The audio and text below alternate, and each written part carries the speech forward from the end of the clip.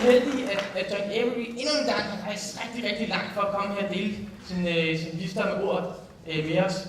Så velkommen, John Avery.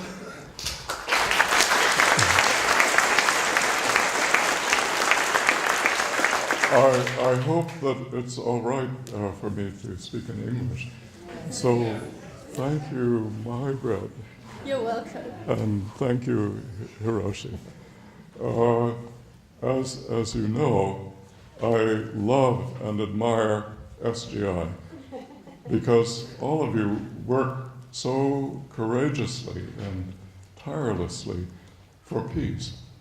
I always feel inspired when I think of SGI's three great presidents. The first president, Makaguchi, pioneered the concept of value-creating education, and he gave his life in the struggle against militarism.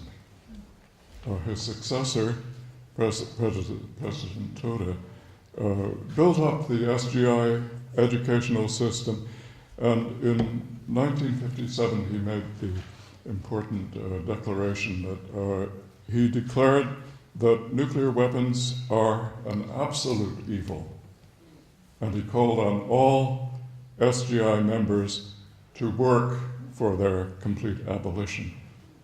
Finally, in recent years, President Ikeda has spent his long life working tirelessly for peace, international cooperation, and nuclear abolition.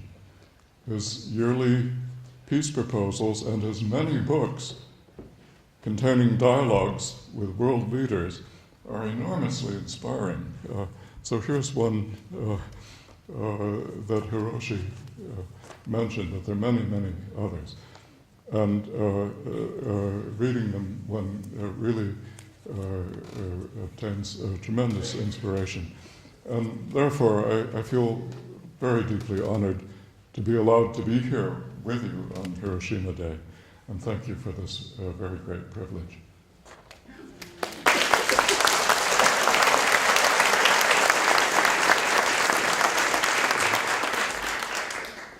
Today, on August 6, 2011, we remember the tragic destruction of Hiroshima and Nagasaki against the background of another catastrophe, the earthquake and tsunami that destroyed the nuclear power plant at Fukushima, spreading dangerous and long-lasting radiation through a large region of northern Japan. Our thoughts and sympathy go to the brave people of Japan who have suffered this terrible recent tragedy. But as a result of the Fukushima catastrophe, world public opinion has now increasingly rejected nuclear power generation. We can hope that the disaster will also contribute to a rejection of nuclear weapons. All of us value and love our natural environment for its beauty, but we are starting to realize how closely our lives are linked with nature. We're becoming more conscious of how human activities may damage the natural systems on which we depend for our existence. There's much worry today about climate change, but an ecological catastrophe of equal or greater magnitude could be produced by a nuclear war. One can gain a small idea of what this would be like by thinking of the radioactive contamination that made an area half the size of Italy near to Chernobyl permanently uninhabitable, half the size of Italy. It's too soon to know the full effects of the Fukushima disaster, but it appears that it may become comparable with Chernobyl. The testing of hydrogen bombs in the Pacific half a century ago continues to cause cancer and birth defects in the Marshall Islands today. this too can give a small idea of the environmental effects of a nuclear war. In 1954, the United States tested a hydrogen bomb at Bikini. The bomb was 1,300 times more powerful than the bombs that destroyed Hiroshima and Nagasaki. Fallout from the bomb contaminated the island of Rongelap, one of the Marshall Islands, 120 kilometers away from the test. The islanders experienced radiation illness, and many died from cancer. And even today, half a century later, both people and animals suffer from birth defects. The most common birth defect has been jellyfish babies, born with no bones and with transparent skin. Their brains and beating hearts can be seen. The babies usually live a day or two before they stop breathing. So this is half a century after the Bikini test. The environmental effects of a nuclear war would be catastrophic.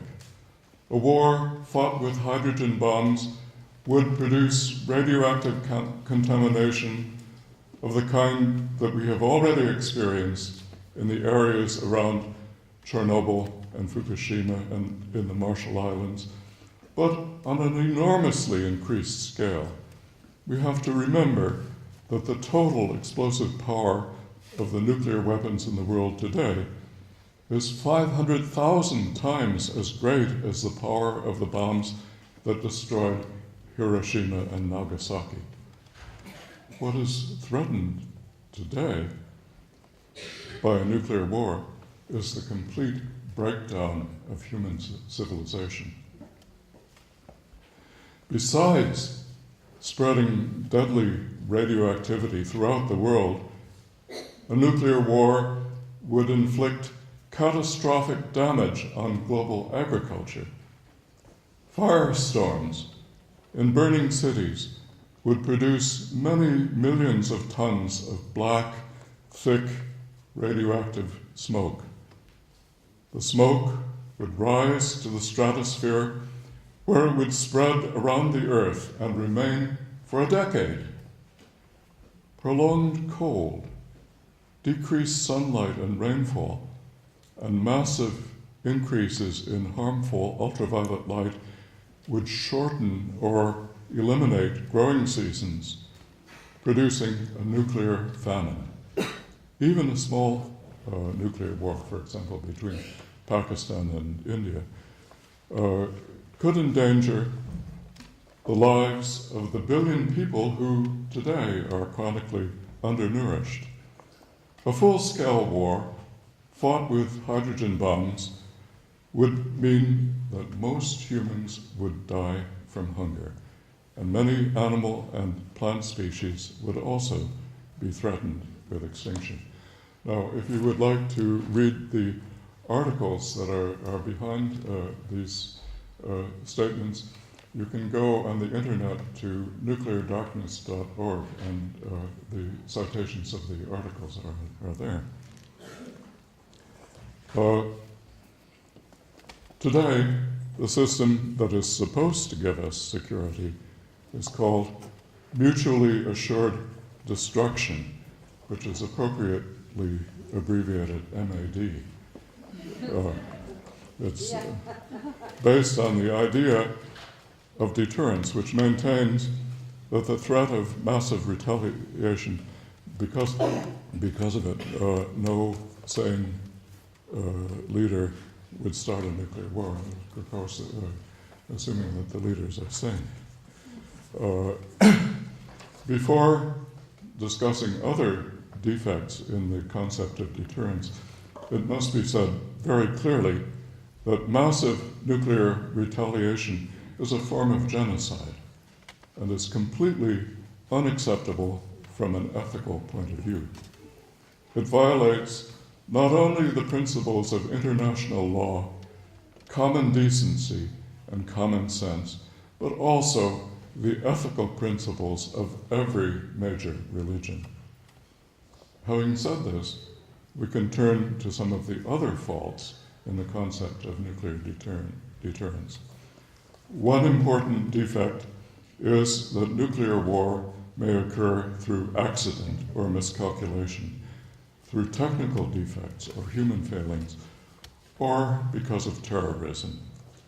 This possibility is made greater by the fact that despite the end of the Cold War, 2,000 missiles carrying nuclear warheads are still kept on hair-trigger alert with quasi-automatic reaction times measured in minutes.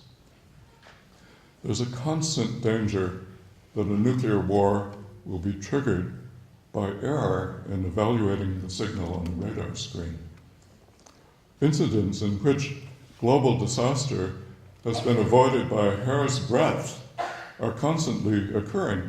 For example, on the night of 26 September 1983, Lieutenant Colonel Stanislav Petrov, a young software engineer, was on duty at a surveillance center near to Moscow. Suddenly, the screen in front of him turned bright red. An alarm went off. Its enormous, piercing sound filled the room. A second alarm followed, and a third, and a fourth, and a fifth, until the noise was deafening. The computer showed that the Americans had launched a strike against Russia, and Petrov's orders were to pass the information up the chain of command to Secretary General Yuri Andropov. Within minutes, a nuclear counterattack would be launched.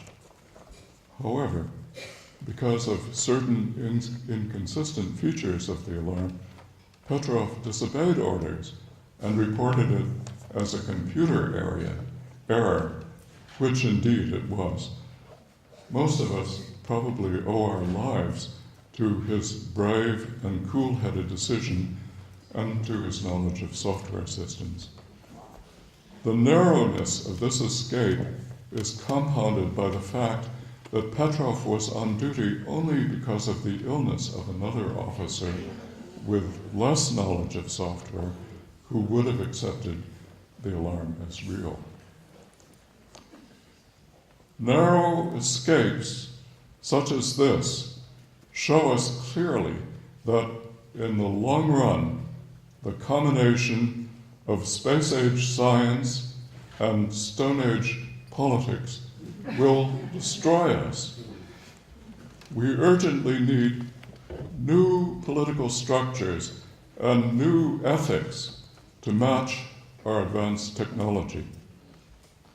Modern science, for the first time in history, has offered mankind the possibility of a life of comfort, free from hunger and cold, and free from the constant threat of death through infectious disease. But at the same time, science has given humans the power to obliterate their civilization with nuclear weapons, or to make the earth uninhabitable through overpopulation and pollution. The question of which of these paths we choose is literally a matter of life and death for ourselves and for our children. Will we use the discoveries of modern science constructively and thus choose the path leading towards life? Or will we use science to produce more and more lethal weapons which sooner or later, through a technical or human failure, will result in a catastrophic global war? Will we thoughtlessly destroy our beautiful planet through unlimited growth of population and industry? The choice among these alternatives is ours to make. We live at a critical moment of history, a moment of crisis for civilization. No one alive today asked to be born at a time of crisis, but history has given each of us an enormous responsibility to future generations. Of course, we have our ordinary jobs, which we need to do to stay alive, but besides that, each of us has a second job, the duty to devote both time and effort to solving the serious problems that face civilization during the 21st century. We cannot rely on our politicians to do this for us. Well, that's an important sentence. I think I'll read it again. We cannot rely on our politicians to do this for us. Many politicians are under the influence of powerful lobbies. Others are waiting for a clear expression of popular will. It is the people of the world themselves who must choose their own future and work hard to build it. No single person can achieve the changes that we need, but together we can do it. The problem of building a stable, just, and war-free world is difficult, but it is not impossible. The large regions of our present-day world, within which war has been eliminated, can serve as models. There are a number of large countries with heterogeneous populations, within which it has been possible to achieve internal peace and social cohesion. And if this is possible within such extremely large regions, it must also be possible globally. We must replace the old world of international anarchy and chronic war with a new world of law.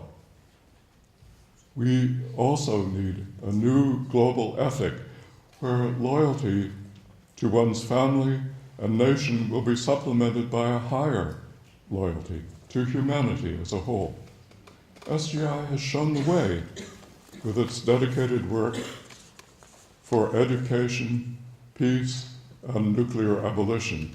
For example, the inspiring SGI exhibition, Transforming the Human Spirit.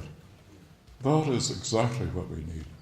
A transformation of the human consciousness, a rejection of militarism and its replacement by a new spirit of universal humanism and cooperation.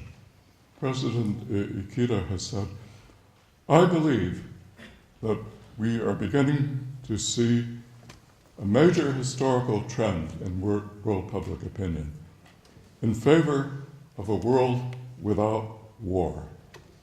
This is something that must happen. So that was a declaration from President Ikeda. He's right. The worldwide rejection of war must happen, and it will happen, provided that we all work to make it happen. Your help is urgently needed in this great project. Tipping points in public opinion can occur suddenly. We can think, for example, of the civil rights movement, or the fall of the Berlin Wall, or the sudden change that turned public opinion against smoking, or the sudden movement for freedom and democracy in the Arab world. A similar sudden change can occur regarding war and nuclear weapons. We know that war is madness. We know that it is responsible for much of the suffering that humans experience. We know that war pollutes our planet and that the almost unimaginable sums wasted on war prevent the happiness and prosperity of mankind. We know that nuclear weapons are insane and that the precariously balanced deterrent system can break down at any time through human error or computer errors or through terrorist actions, and that it definitely will break down within our lifetime unless we abolish it. We know that nuclear war threatens to destroy civilization and much of the biosphere. The logic is there. The truth is on our side. We must translate it into popular action. The peoples of the world must say very clearly, echoing President Toda's words, that nuclear weapons are an absolute evil, that their possession does not increase anyone's security, that their continued existence is a threat to the life of every person on our planet, and that these genocidal and potentially omnicidal weapons have no place in a civilized society. Modern science has abolished time and distance as factors separating nations. On our shrunken globe today, there is room for one group only, the family of humankind. We must embrace all other humans as our brothers and sisters. More than that, we must feel that all of nature is part of the same sacred family. Meadowgrass, blowing winds, rocks, trees, birds, animals, and other humans. All these are our brothers and sisters, deserving our care and protection. Only in this way can we survive together. Only in this way can we build a happy future.